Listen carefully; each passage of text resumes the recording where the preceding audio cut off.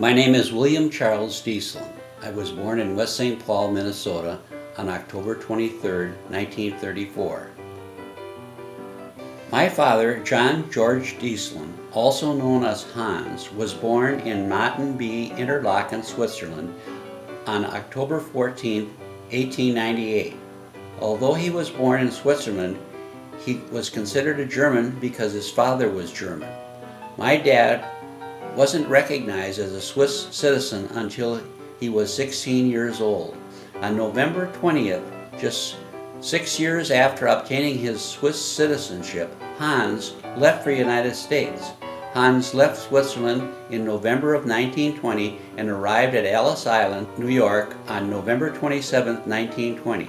I have the steamboat trunk with his name on it. That's the trunk that he brought his things over from Switzerland. He moved to someplace on the near Rice Street, lived with an uncle in an apartment building, and then later on he bought some property in West St. Paul and built a house at 123 East Arion, where my brother Ernie, my sister, and I were born, but I think George was born at an apartment someplace else before they had the house. I'm not really sure. Hans filed his petition to become a United States citizen on October 26, 1926. On April 16, 1927, Hans took the oath of allegiance to become an American. In nearly 13 years exactly, Hans went from being a German to Swiss to American. The American dream did not last long for Hans. He died on August 15, 1948. My mother's name was Frieda von Gunten. Unlike the Diesslin side of the family, the von Gunten family is Swiss for many centuries. In fact, the von Gunten coat of arms indicates that the family lived within the vicinity of Interlaken at least to the year 1679. Frieda von Gunten was the third of 6 children in the family of landlords and gardeners. In October of 1922, 2 years after last seeing Hans Diesslin, Frieda left Switzerland to marry him in St. Paul, Minnesota. But according to her Swiss departure document, she was a farmer before she left the country. She departed Europe from a port in France on October 11, 1922, and arrived at Ellis Island, New York, October 19, 1922. She went to live with Minnie Diesslin Hoppe, where she stayed until she married Hans in November 18th of 1922. 10 months and 7 days later, she gave birth to her first of 4 children, my brother George. Frieda filed for a petition to become a United States citizen on August 18, 1927, and on March 28, Frieda took the oath of allegiance to become an American citizen. In 1928, Frieda returned to Switzerland with her 4-year-old son, John George, to visit the family. Frieda died on the 26th anniversary of her marriage to Hans on November 18, 1948.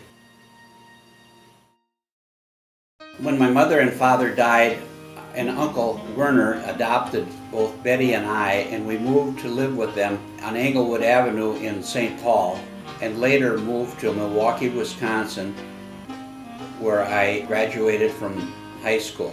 I graduated from high school at the Milwaukee Vocational and Adult High School. It was 2 blocks square, 7 stories high, and had 6 elevators. There were approximately 27,000 students going there, full-time and part-time. I graduated from the adult high school and a year later from the auto mechanics. After that, I went into the Air Force at age 19, went to my training in Texas, and then went to Biloxi, Mississippi, where I went to radar training school, and then I finally was stationed in Moriarty, New Mexico, where I met my wife Audrey at a roller rink in Albuquerque. It was in the year of 1955. We later got married in 1957. My mother was born in New Jersey in 1906, and she was born in Weehawken. to a second generation Irish Catholic family. Her grandmother and grandfather were born in County Cork, Ireland. That's why her mother was second generation. They were already in the United States. Her father came from the wealth, and her mother came from a poor family. Thus the term lace curtain Irish, that wealthy family, shanty Irish, poor family. She told me she married my dad for his good looks, which probably was a mistake as they divorced after 25 years of marriage. Her education was minimal, grade school, then clerical school. After the divorce, she had a chance to go to nursing school, and without a high school diploma, she told her first white lie that the records of her school were burned. So they accepted her in nursing school.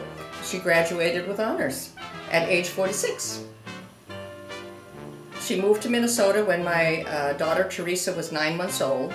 She loved being with her grandchildren and great-grandchildren.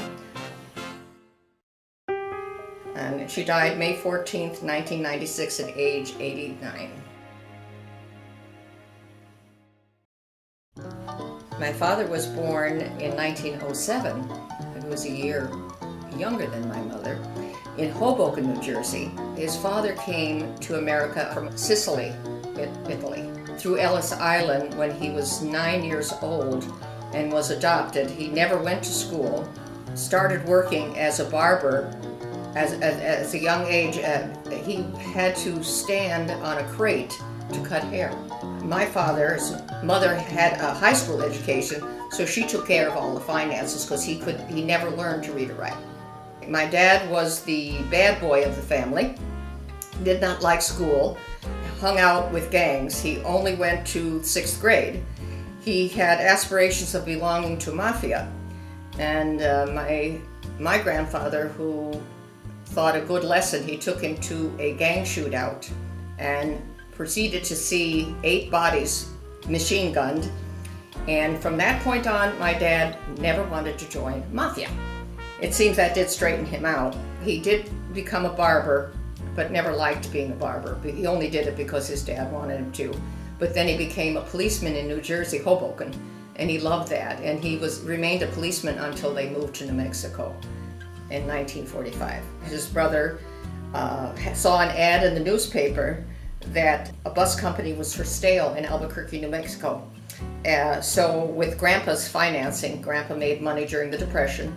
He never believed in banks, and when the banks went bust, Grandpa's money was under the pillow, so he bought real estate and accrued quite a bit of money.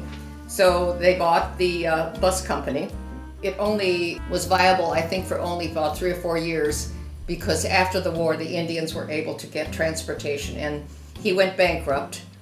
But he was always proud that he paid back all of his debtors before he died. He thought that was pretty something. He loved living in New Mexico.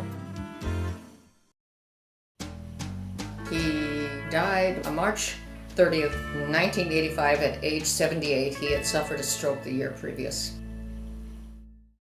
I was born in New Jersey in 1939, and then my family all migrated to New Mexico when I was 5.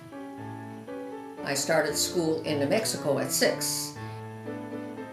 Went through private Catholic girls' school for all my 12 years of education. Met my husband at 16 at a roller rink. He was only stationed in New Mexico for I think 5 or 6 months. He went up to Canada, so our relationship was through love letters for a year. And then he came back and we married in 1957. And the next year, 1958, we had our first boy, it was Johnny.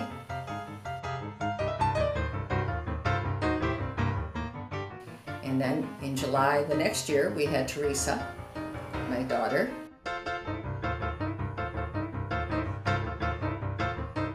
Three years later, our third son, David, was born.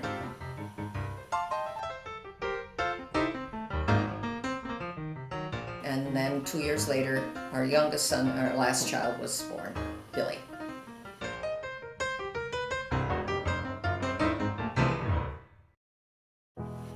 This has been really quite a good experience, and it's nothing nicer than to go back memory lane, you know, and when I look back at it, it's a pretty darn good life. You know, we all came from such different backgrounds, and I think what amazes me, my husband and I came from such different backgrounds that we managed to stay together all those years, and this is our 54th year of marriage, you know. That's kind of a miracle in itself, don't you think?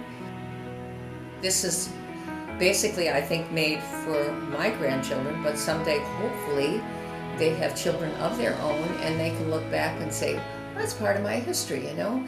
And only one thing that this grandma can say to all of you, just the most important thing in your life, you love.